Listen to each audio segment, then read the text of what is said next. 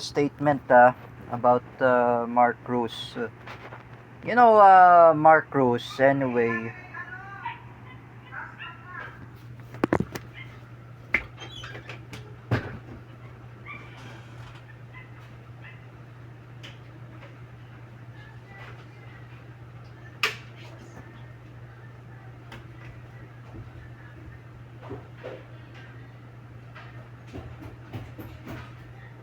Okay, let's start with this.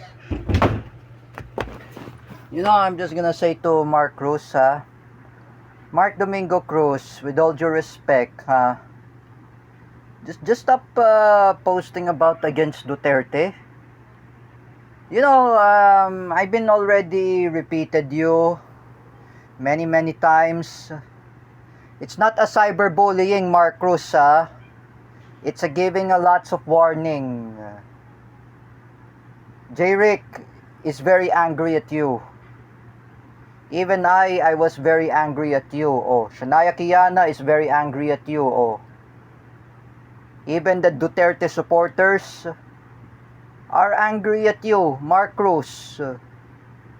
Oh, including Kuya Park Official. I've been talking to him in TikTok Live.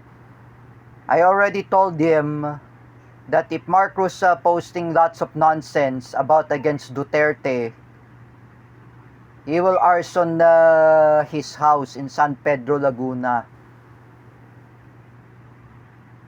And you call me Nazi? Bring it on, neo-Nazi. Why not come here in Caloocan, Mark Cruz? And let's have a street fight.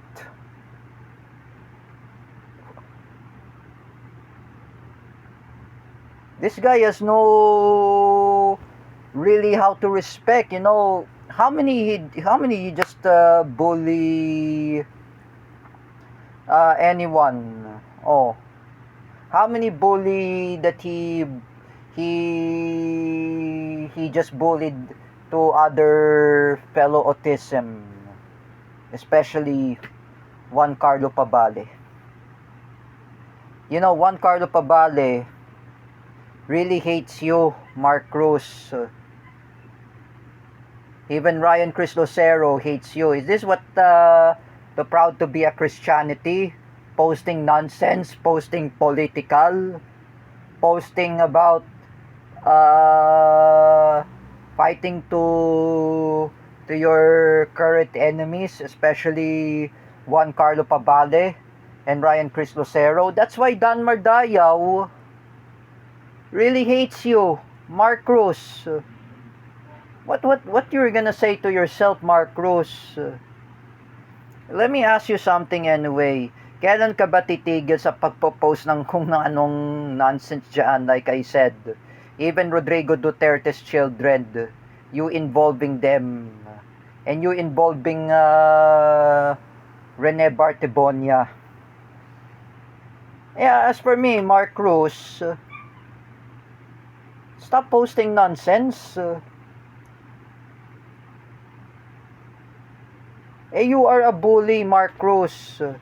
You're the one who bully Ryan Chris Lucero. You're the one who bully Juan Carlo Pabale.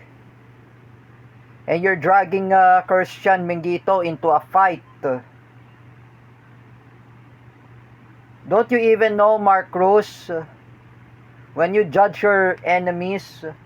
If I read this in Quran, if I read this in the Bible, I heard that from Shania Kiana about born-again Christian, or even Mark Pasione, or Wawel Romero, or Christian Mingito. Oh.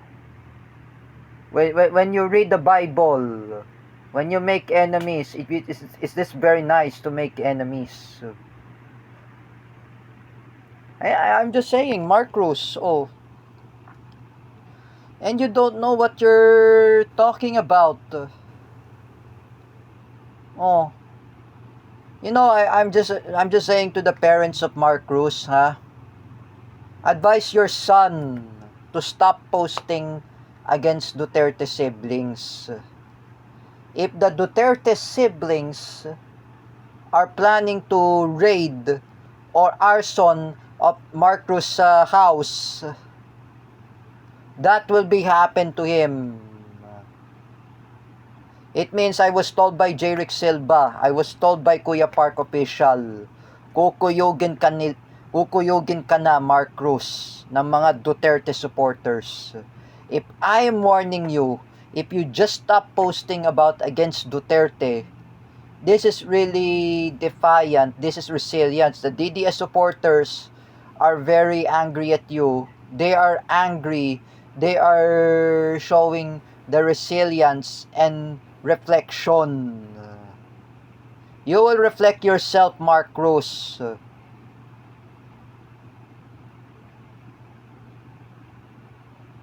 When you post lots of nonsense, even you dragging Larry Chuanico and Christian Mingito into your fight, it is not really gonna be work. Because you, Mark Cruz, you're not really special. You are antisocial personality disorder. Do you remember I was heard from Teacher May about Zachary? Oh, do I heard about Teacher Marisa about Michael Sarmiento? Oh, both of them, they have antisocial personality disorder. Just like Mark Cruz. If I were you, Mark Cruz, if you are Asperger, if you are autism spectrum disorder, just like Christian Mingito or just like Jeric Silva, just stop posting nonsense. Mark Cruz, you're fighting over with your enemies. Even J.D. Sagala, even Eliza De La Cruz, you bullied them. What if you try to bully Teacher Kel and Eskel Penumbra? Mark Cruz, And if I say again, Mark Cruz, you need to stop bullying. I'm not bully also, ha. I'm not posting related politics. I was told by Eskel Penumbra or Kuya Ver, we have to be non-political. Teacher Kel is not posting against Duterte. Teacher Kel only posting only her family. She's non-political. Teacher Ruthie Barrientos, she never post political affiliation. She posts only non-political, non-partisan.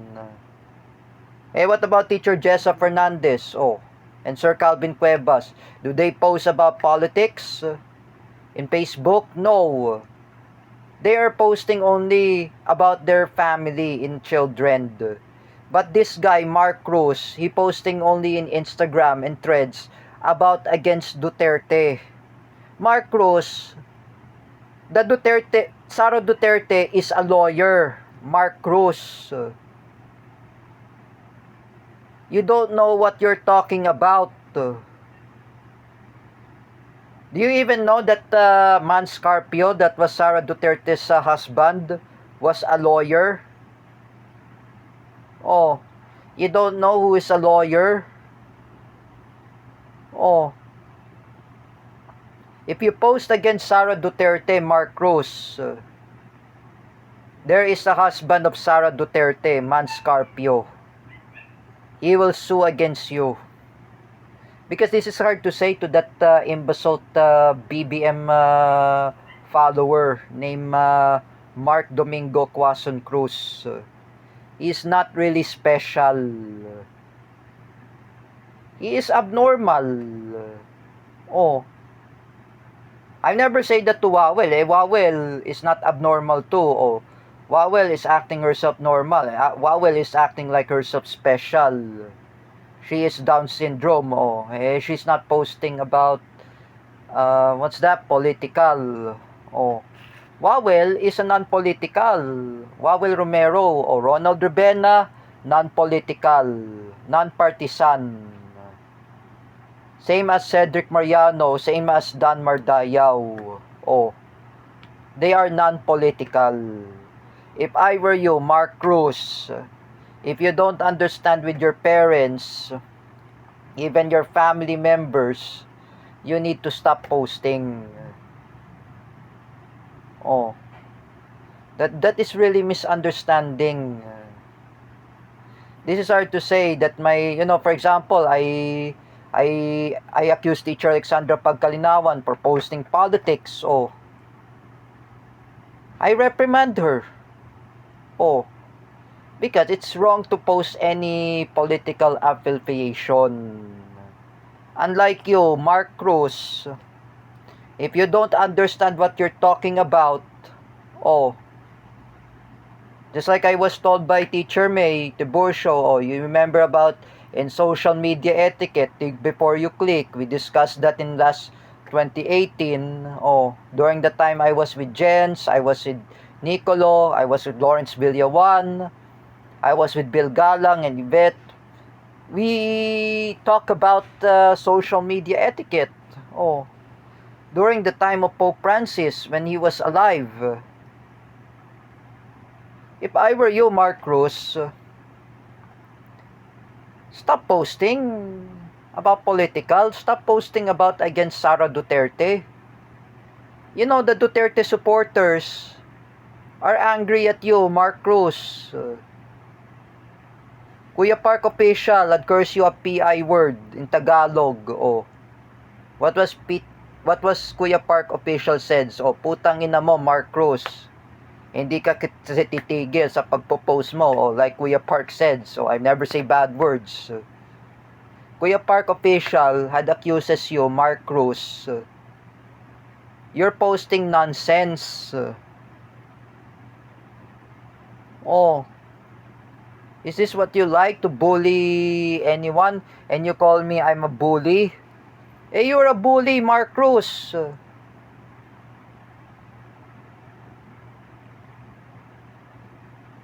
Oh, is this what you like? You know, Catherine nagtalon na, or Teng nagtalon. I'm telling you, reprimand your friend Mark Cruz to stop posting nonsense. Pagsabihan mo na yan si Mark Cruz, tumigil na siya, like I said. He doesn't know what he's doing. How many he just bullied all autism? Even ASP. Oh. Someday, Mark Cruz, if you post against Duterte, remember, the Duterte supporters are going to mob your house in San Pedro, Laguna. If I tell to Kuya Park official at the DDS supporters, oh, they will raid you in your house. They will arson your house. And you calling me a manslaughtering? Eh, you are a manslaughtering, Mark Cruz. You are a bully. Eh, you don't know what you're talking about. I say to Roylan, if you're watching this, pagsabihan mo na yan si Mark Cruz. Tigilan niya kasi pagpo-post ng kung ano-anong nonsense. Even Sara Duterte, even Rene Bartebonia. Can you just stop posting nonsense? If I were you, Mark Cruz, can you just move on about Rene Bartebonia and Sara Duterte, Baste Duterte, Paulo Duterte, and who else? Oh, Kitty Duterte, even Divine Adili. Stop posting nonsense. You don't know what you're talking about, Mark Cruz. Eh, you are an asshole. And you called me an asshole word. That is not going to be work, that you insulted me a word. And you started this.